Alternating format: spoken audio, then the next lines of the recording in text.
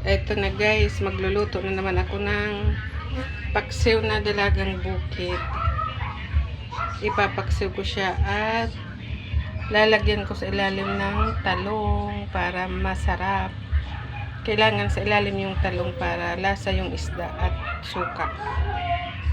So ayan, lagay na natin yung isda. Maliliit nga lang to, halo-halo oh. Ayan lang, medyo malaki isang piraso.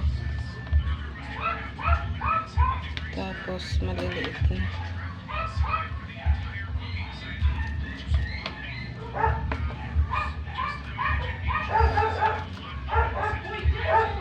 Saklap nga lang kasi bawal sa akin ang maalat eh.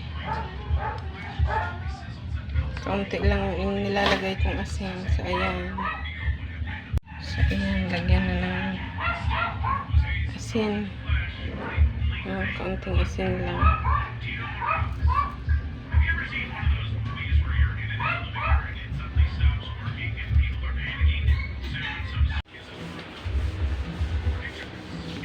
Ayan na, sinalang na.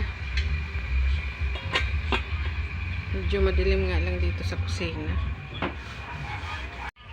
So ayan, kulo na.